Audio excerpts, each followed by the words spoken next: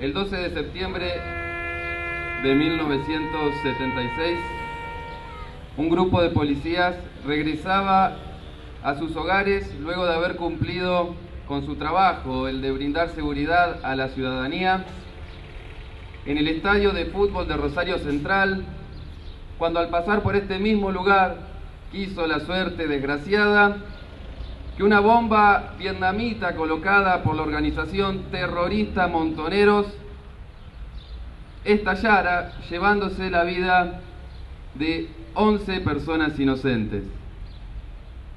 A 38 años de aquella masacre terrorista, como asimismo de los miles de atentados terroristas que tuvieron lugar en la época del 70, el recuerdo de las víctimas permanece aún perniciosamente soslayado por el cada día más necesario dictamen de la justicia argentina. Y no solo esto, sino que además los autores de esta clase de crímenes son recurrentemente recordadas como jóvenes idealistas, mientras que por colmo muchas de sus felonías han sido premiadas con jugosas indemnizaciones. No podemos dejar de preguntarnos cómo es posible un absurdo semejante. En fin, en un país donde tanto se habla de la memoria, ¿qué nos ha pasado a los argentinos que tanto hemos olvidado? Existen básicamente tres cuestiones que responderían este interrogante y que podríamos abreviar con tres palabras: ignorancia, indiferencia y cobardía.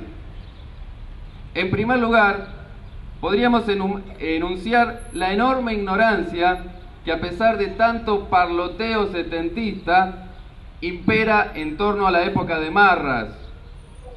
Se trataría de una ignorancia que podríamos excusar en el sentido de que la gente no está bien informada o solamente se informa a través del televisor.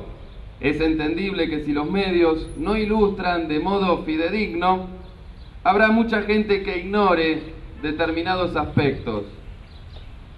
Aquí, no obstante, deberíamos asumir nuestra responsabilidad, nuestra cuota de responsabilidad al momento de intentar despertar el interés que merecen nuestras historias. Si bien es cierto que los mercaderes de la memoria imperan cómodamente en los principales medios de comunicación, tenemos que asumir el convencimiento de que cada uno de nosotros encierra un medio en sí mismo. Tenemos muchas historias para contar. ¿No es acaso increíble, por ejemplo, que haya jóvenes rosarinos que todavía no sepan lo que ocurrió un 12 de septiembre en esta misma ciudad? ¿No es increíble, otro ejemplo, que prácticamente ningún joven rosarino esté al tanto de que en esta misma ciudad el ERP mantuvo secuestrado por más de un año al coronel Larrabure para luego asesinarlo cobardemente?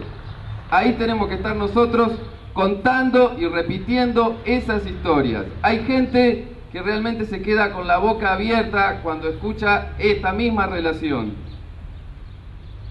Otra cuestión que explica por qué en Argentina se homenajean terroristas mientras que se desprecia a las víctimas de los mismos, único caso en el mundo civilizado, si es que estamos dentro del mundo civilizado, es la notable indiferencia por una parte importante de la ciudadanía respecto a un tema tan vital para la vida institucional de nuestro país. Por cierto que nadie tiene la obligación de interesarse por los temas que a nosotros nos abocan, ni nosotros tenemos el derecho de inmiscuirnos en los intereses de los demás. Pero la indiferencia a la que yo me refiero es una indiferencia relativa, una indiferencia hasta cierto punto. Quiero decir, una indiferencia contaminada por el millar de preconceptos que los terroristas de ayer han logrado imponer en base a eslóganes, clichés, lloriqueos de novela. Hay mucha gente a la que no le importa lo que ocurrió, ni mucho menos le interesa informarse con algo de rigor, pero cuya eventual opinión acaso está programada, o mejor dicho, viciada por el relato que han difundido los terroristas. Se trata de una indiferencia, la que refiere a la época de los 70, propia del hombre actual, y que bien nos trae a la mente títulos como El hombre mediocre de José Ingenieros o El hombre light del español Enrique Rojas. Una indiferencia que habla sobre la incapacidad de adoptar un ideal y de vivir ajeno a toda forma de compromiso. Este aspecto, la indiferencia sostenida en eslóganes terroristas, debe preocuparnos en un solo sentido, el de redoblar el afán por nuestras propias convicciones, como en comprometernos cada día más con nuestra causa. A falta de ideales y compromisos ciudadanos, debemos más que nunca hacer valer los nuestros.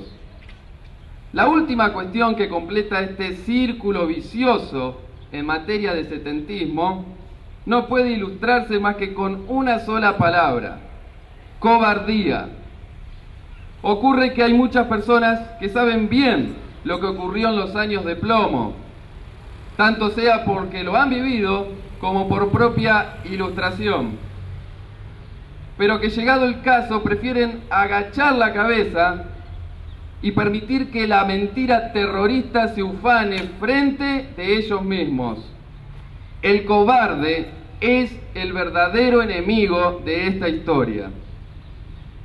El cobarde hoy es aquella persona que, por no descuidar la cintura de lo políticamente correcto, se priva de decir algunas cosas o de replicar algunas otras en desmedro nada menos que de la verdad que bien conoce.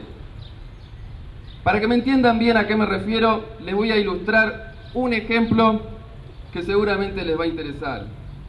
Hace muy poco tiempo atrás, el Consejo de esta misma ciudad aprobó renombrar el Batallón de Comunicaciones 121 nada menos que como Complejo Jorge Alberto Obey. El ideólogo de esta propuesta es el concejal Osvaldo Miatelo, que nos honra con su ausencia. No es un secreto en absoluto.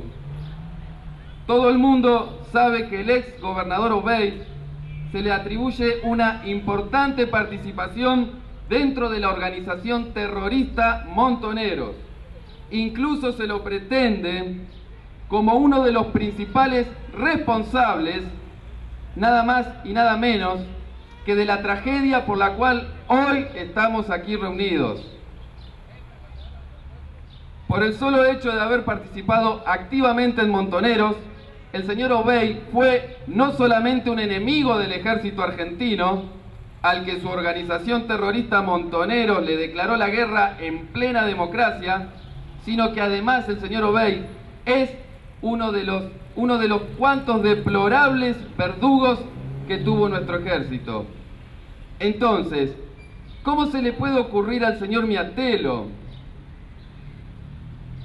ponerle de nombre al Batallón de Comunicaciones 121 Hogar de Soldados, nada más y nada menos que el nombre de un asesino de soldados?